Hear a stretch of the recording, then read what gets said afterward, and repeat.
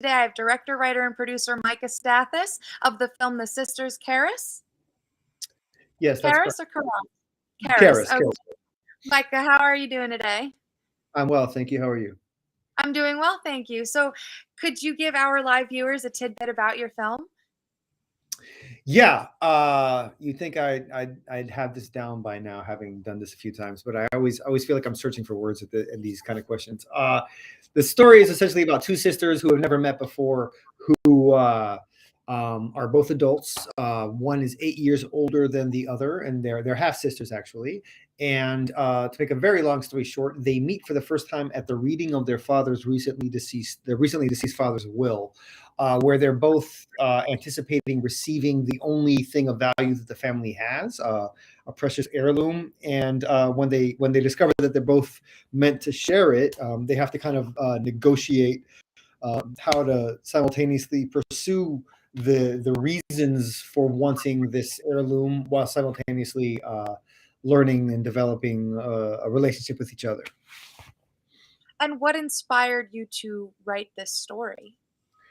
Uh, well, I mean, I've had a general idea about familial problems and like questions of the value of family and the place and importance and role of family for a while now, meaning several years. And I guess the catalyst, as with so many people in our situation, which is the entire world over the past few years, I found myself with a lot of time on my hands during COVID, the first few months, and I decided, after I realized I was drinking like wine in the middle of the day, time would probably be better served or spent rather by writing a script and trying to actually get a feature off the ground instead of another short, of which I had done several at that point. So one thing led to the next, and I came up with several ideas in the form of log lines, just like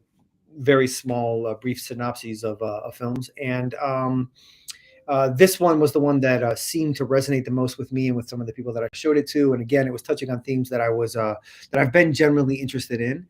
And because I have a person that is now my producing partner, and also someone I met in an acting class that I was in, we decided to see if we could get the feature off the ground, as it were, despite the COVID challenges. And one thing to the next, then now we have a movie that's going to be at Garden State. Well, congratulations on being accepted. So when did you end up filming The Sisters Karras?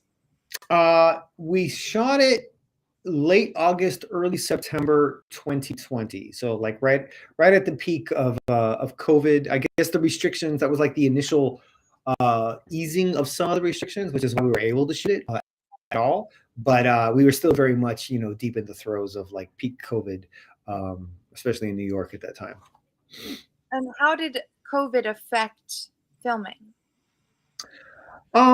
Well, if and when you see the film, you'll notice it's excuse me for my dog. You'll notice there are a lot of interiors, and that's by design. Both financial, we didn't have a very large budget, but also because the film is not. I do apologize for my dog. It The film is not set during COVID, and as such, being outside, especially with an inability to control crowds, it would have been very hard to like maintain the illusion that we weren't actually in COVID. The constant masks going by and things like that would have created a bit of a problem. So we shot it almost entirely, or we set it almost entirely indoors, with obviously some exceptions. And so that was the initial challenge. Beyond that, being on sets with the new guidelines, the SAG guidelines for distancing and all of that, and testing and everything like that, COVID related was another challenge. And of course, we shot it in late August in New York, and I know this is a film festival that's in New Jersey, so most people will not be strangers to this. But I think before I moved to New York, it never occurred to me that New York would be hot in the summer, but New York is stifling in the summer, especially with the humidity and an inability to turn on like fans or air conditioners because of sound issues. It was not fun. Just let's just say that. But it was great at the same time. Where are you from?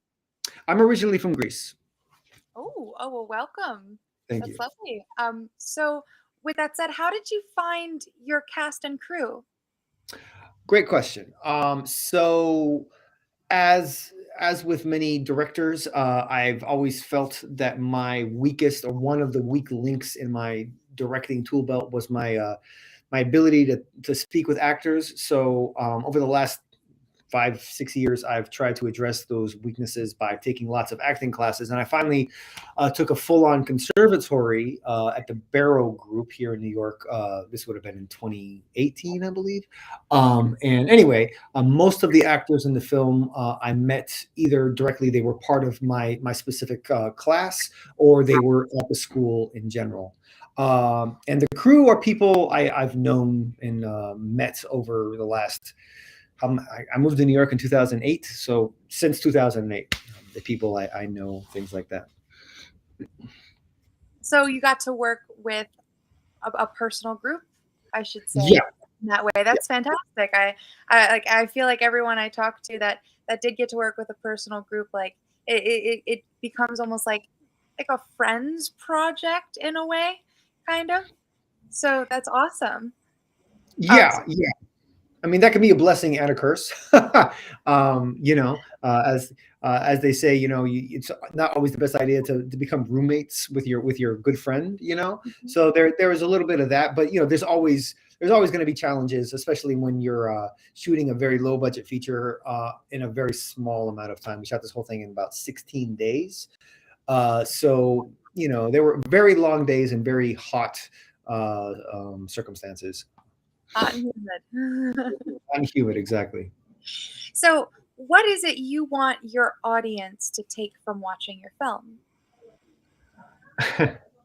um, well, at the risk of setting the bar very, very, very high in terms of expectations, when I first set out to make the movie, I told the people closest to me that were involved in the making of the film, particularly Claire Louise Frost, who is the lead and the co-producer on the film, that my goal for the film was that when people watched it, their first reaction would be, "Well, that didn't suck." Uh, so I hope at the very least people are not entirely put off by it. But all jokes aside, I mean, I hope people like it. I hope people enjoy it. It's meant to be an entertaining movie first and foremost. But beyond that, the central theme of the film is a theme that is very personal to me, and I think it's personal to a lot of people. Is like very much questioning the role and the place for family. We grew up with this idea and with movies and stories and lessons and legends of the importance of family. We're always told family is very important. Of course it is. But, I think ideas like that are made stronger when they're actually scrutinized and questions are asked of those ideas. Like, why do we actually say this thing and what does it actually mean? Um, and I'd like people to like. I don't give any answers in the film. I feel like the best answers are questions, and I'd like people just to leave questioning, like in kind of investigating their own relationship to the idea of family, not to the specific people in their family, but just like thinking about like what is the role and function of family in their own lives. Well, I definitely don't think your film sucks, only because here you are accepted to the Garden State Film Festival. Is this your first time with the Garden State?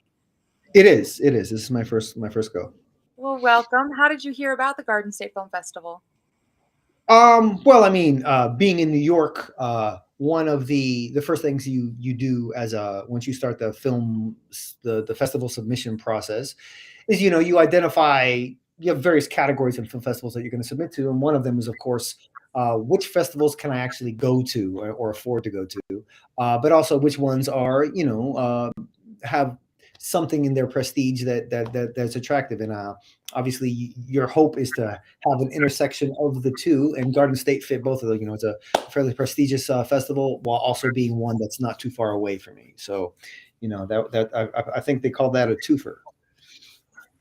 We do definitely try. I mean, we take people from all over the place. So we do have like a homegrown category of people that are residents of New Jersey, but I mean, there are tons of people from New York. We get people from LA. We had a couple of people from Nepal in I believe that's is that Southern Asia? My geography is not it's not very good, so please excuse me. But so with that said, is this your first directive work, written work, producing job? I mean, as a feature film, yes. Overall, no. But as a feature, yes. Can you talk to us a bit about some of your experience? You mean like my background? Yeah, and directing, writing, producing. Sure. I went to NYU. I've directed several short films and music videos.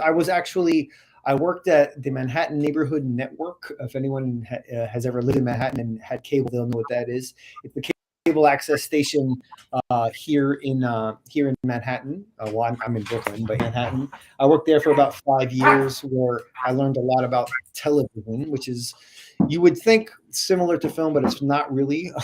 But it's related, I guess. What else? What else have I? What's my background? I've studied acting, obviously film directing and the like. I've tried my hand at writing novels, which I gave up several times, but that has nothing to do with this. So yeah, I mean, I don't really know what else to include. I could tell you, like, growing up what I did. I don't know how that relates necessarily to the movie. Does that answer your question? I feel like I'm rambling. Yes, no, it absolutely does. And I mean, hey, you wrote a feature film. Hmm. So, I mean, I whether or not, like, you clearly enjoyed writing, and maybe it just wasn't books you enjoyed writing, but here you are, you wrote a feature film that made it into a film festival. I mean, that's fantastic, and it's something to be ever so proud of. You know what I mean? So with that said, like, you're going to come into this film festival, and the Garden State's such a great way to network. You're going to meet other I said film festivals, like ers. You're going to meet other directors and actors and producers and filmographers, and it's going to be a wonderful networking opportunity for you if you are planning on coming. Oh, absolutely, 100%. Oh, awesome. So, with that said, it does sound like you have a good amount of experience that you're talking about. So, do you have any advice that you could give to someone that's just starting out with filmmaking and directing and writing and all that fun stuff? I mean, I feel like, anything that I say would sound trite, but I think the most important thing, if you are a filmmaker, I would say the most important thing, at least in my experience, is almost counterintuitive. It's actually studying acting. I feel like acting is one of the best ways to get to the core of this idea, this kind of nebulous idea that we refer to as story, right? I think it makes us better storytellers. And get out and do. I know that I waited a long time for, like, the perfect set of conditions to make my first feature, and I could have done it much earlier, or at least tried to do it much earlier. But I was constantly waiting for the perfect moment, and of course that doesn't exist. And part of it was out of fear of, like, not making the best thing ever. Like, I thought I was just gonna create, I don't know, 2001 in my first go, and of course that wasn't going to happen. So accept that you're going to make mistakes, and even the films that we admire, and we don't have the opportunity to actually speak to the filmmakers who made those films. I guarantee you, if you were to talk to those filmmakers, the filmmakers themselves see nothing but mistakes and things they wish they had done differently. So just accept that that's part of the process, and take acting classes. Beyond that, that's all I got. Well, thank you so much, Micah, for joining with me today and for your wonderful advice. So, you guys, you can see the Sisters Karras on Saturday, March 25th at the Jersey Shore Arts Center from 2:30 p.m. to 4:45 p.m. Micah, it's been a pleasure. I can't wait to meet you in person, and I hope you have a great rest of your day. You too. Thanks a lot. It's been great.